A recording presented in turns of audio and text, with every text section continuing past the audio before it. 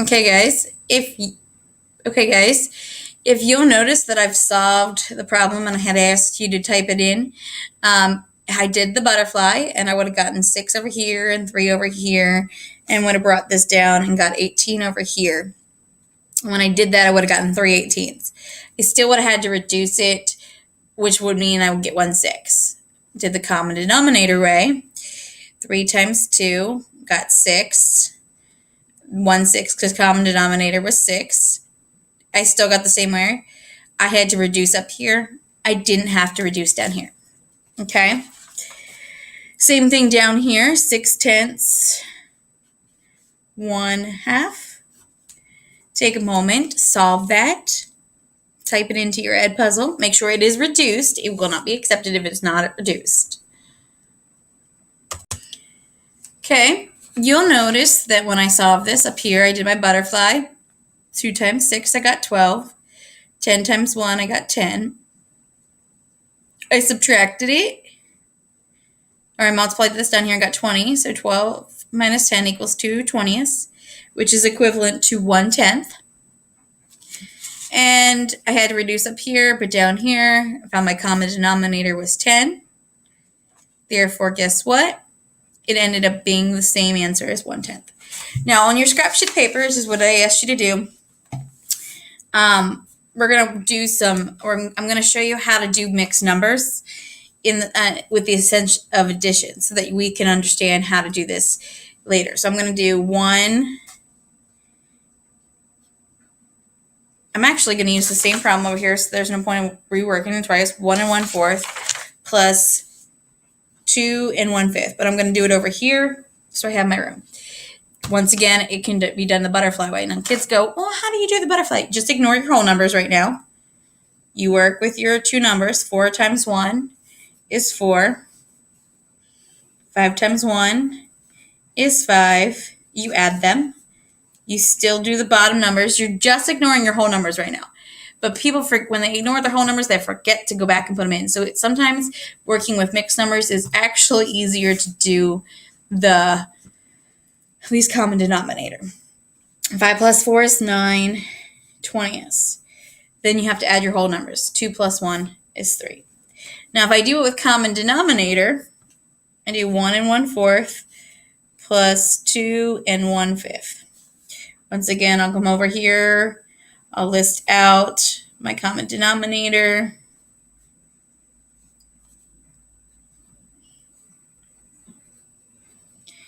My common denominator, once again, is still 20.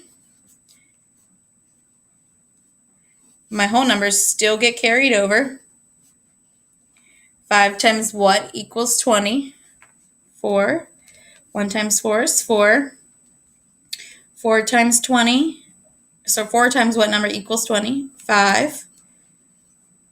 And then you just work on the same thing, same denominator. And you can keep going. Okay. Equals 9/20, and then this way you don't forget your whole number. 9/20 cannot be reduced. Okay. Take a moment, try the next one, 3 1/2, 2 6, whatever way you would like to do it. Butterfly, or if you would like to do common denominators. Take a moment. It's the exact same thing, except now we have whole numbers in place here.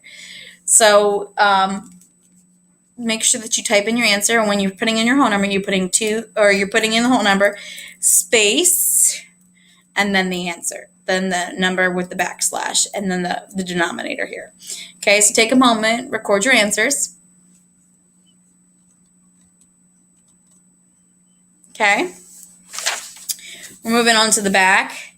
Now, when I'm talking about subtraction, I'm talking about different things. With subtraction, go back over to your sheet of paper. The first thing I'm going to show you is actually not on the brochure. What you need to understand is a borrowing factor here. And I'm going to take 3 minus 1 1/8. Now, you'll notice you can't just go, oh, that's 2 1/8. No, it's not 2 1/8. You don't have anything here, so you're going to have to borrow. You have 3 minus, this is actually why we teach you the common denominator way, this 3 is 3 holes. Okay, I'm talking about 3 physical holes. So if I draw it out, so take a moment, draw your 3 bars. I want to take 1 and 1/8 away from it. Well, I can't. I can take 1, but where am I going to take the 1/8? Oh, I can break this into 8 pieces. So if I break this into 8 pieces, I break this into 8 pieces, and then I take 1 away from that. Oh, then I have 1 hole, and how many left over? Well, what I just essentially did is I changed this 3. I still have 2 holes here. This is equivalent to 2 holes, and then I broke this into 8 pieces.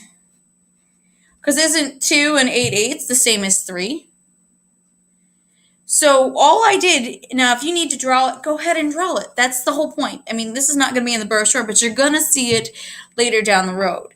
And so you're going to take 2 and 7/8, and when you subtract it, 8/8 minus 1/8 equals 7/8, and 2 minus 1 equals 1.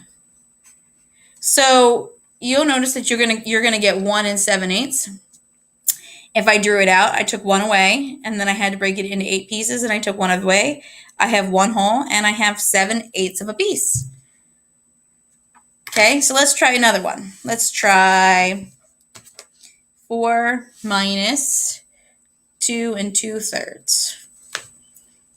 Now I'm going to show the drawing way first, and then we'll try to make sure that you understand the least common denominator way.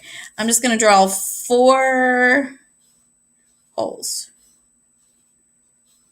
Okay, I'm going to take away 2 of them, and now I need to take 2/3 away. So I'm going to end up taking this here, and I'm going to break it into 2/3. I'm going to break it into thirds because this number here tells me how many I need to break it away. I'm going to take 2 of them away. Well, what am I left with? I'm left with 1 whole and 1/3. So let's see if I put it into the standard algorithm, it works. So 4, what did we do here? We have, it's equivalent to 3 holes, right? You had 1, 2, 3 holes. And then I took that 1 piece and I broke it into thirds. So I had 3/3. Because isn't the same as 3 and 3/3, isn't that the same as 4? Because 3/3 is 1 whole. 1 plus 3 is 4. Minus 1 and 1/3. And when you go about doing that, now you have 3/3 minus 1/3. So 3 minus 1 is 2. Oh, I'm sorry. What am I doing? Why am I minusing? Oh, I'm minusing it by 2 and 2/3. I was substituting the answer in here, and I was like, this doesn't work out. 3/3 minus 2/3 equals 1/3, and 3 minus 2 equals 1. That gets you the exact same answer. So I'm going to let you try one on your scrap paper, and it's even though it's not in the brochure, I still want you to be able to understand what we're doing. So on your paper, I want you to take 5 minus 2 and 1, 6. I want you to take a moment. You can draw it out. You can rewrite it however you would like, but you still are responsible for typing in this answer into the Edpuzzle, please.